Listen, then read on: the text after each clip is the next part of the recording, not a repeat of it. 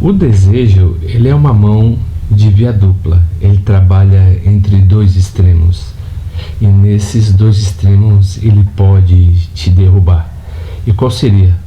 Seria tanto a realização de todos os seus desejos, como a não realização de todos os desejos. Porque quando se pensa, na verdade, em desejo, nunca se pensa sobre a consequência do desejo. Olhamos o desejo como se houvesse, na verdade, uma espécie de ápice, e que não há nada depois desse ápice. E é isso que causa, na verdade, um embotamento mental. De acordo, com o livro de Spinoza, Tratado da Emenda do Intelecto. Porque o ser humano, quando ele experimenta o prazer, na verdade, ele vai entrar numa ilha, vamos dizer assim, de insatisfação, Por quê? O desejo é uma espécie de pêndulo dentro da filosofia de Arthur Schopenhauer, tá? Então, a vida, ela está entre o tédio, o desejo, tá? E a ansiedade. Por que tédio, desejo e ansiedade? Porque o ser humano, quando ele entra numa espécie de tédio, ele cria uma prospecção de que aquele seu desejo será o ápice, Ou seja, como se fosse o cume do prazer. Então, ele tem um anseio para que as suas necessidades referente ao prazer sejam satisfeitas. E quando ele alcança, o que acontece? Ele entra numa espécie de tédio novamente. Então, o ser humano, ele é guiado pelo tédio e pela ansiedade, Ou seja, o ser humano tem medo de cair no tédio, e ter ansiedade de que todos os seus desejos se realizem. Mas, na verdade, o desejo, ele é uma mão de via dupla, Ou seja, um dos seus maiores desgostos tanto pode ser que todos os seus desejos sejam satisfeitos ou não. Mas é uma coisa que nós, a priori, não sabemos. Você vai saber somente quando você experimenta, por exemplo, aquele ápice e a consequência que o desejo gera, A consequência que o prazer gera. Porque para haver uma certa forma de prazer, o ser humano tem que abrir mão de uma coisa em detrimento à outra. Então, com isso, ele se torna totalmente divisível acerca dos seus próprios desejos. O que é o melhor para ele? O ser humano não sabe dizer o que é o melhor para ele, mas ele sempre fala o que é melhor em relação ao desejo que tem, tá? Ou seja, não referente à vida em si, mas a uma projeção de vida que o desejo causa. Então, o desejo, ele causa uma projeção, uma fábula de que tipo de vida você teria se todos os seus desejos fossem realizados.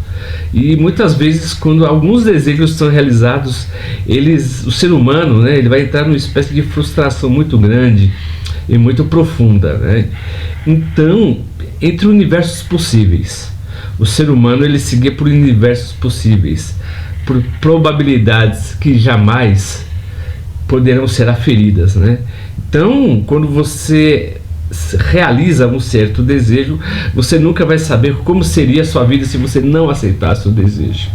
E se você não aceita o desejo, você nunca vai saber qual seria a probabilidade de como seria a sua vida se você abraçasse os seus desejos. Porque nós temos a falácia do livre-arbítrio, de que tudo aquilo que nós fazemos, temos a consequência. Sim, mas vemos uma certa parte nisso que é uma mentira. O porquê? Porque você pode desejar algo, mas a consequência desse algo lhe foge dos dedos, É uma variável que não está de acordo com o arbítrio humano, tá? Então, o ser humano sempre se guia pelo desejo e pela vontade, se guiando como uma espécie de norte. Mas esse norte nunca será alcançado, porque o desejo, na maioria das vezes, é uma idealização que a mente cria sobre a realidade, causando até mesmo ansiedade de que como seria. Mas muitas vezes, quando você realiza esse desejo, você pode entrar no universo novamente de tédio e de frustração.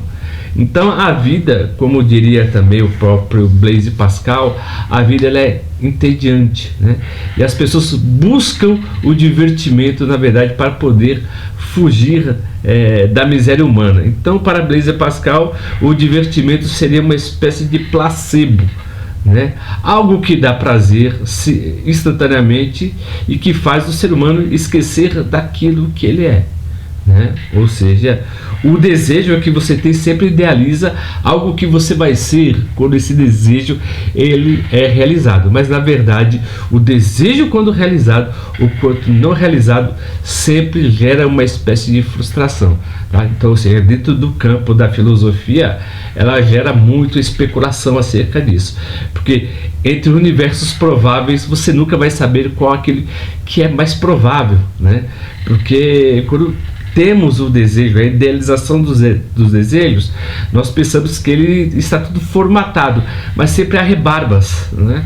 Há algumas coisas que o desejo não consegue alcançar, coisas que estão fora mesmo da nossa percepção da realidade. Então, a nossa percepção do desejo tende a fomentar o desejo como se fosse uma caixinha, do qual que a nossa vida será totalmente feliz e satisfeita.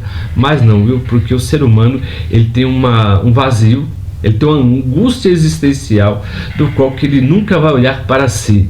Ele sempre vai olhar a sua carência como algo que deva ser completada, sabe? Aquele buraco existencial do qual que ele necessita ser preenchido. Mas na verdade, mesmo que preencha, né, o ser humano todos os seus desejos, nenhum de seus desejos será totalmente satisfeito. Se vocês gostaram do vídeo que eu estou postando, por gentileza, se inscrevam no nosso canal, aperta o botão das notificações e dê um joinha. E como sempre, viu, eu agradeço o carinho e a atenção de todos que nos têm acompanhado. E até o próximo vídeo.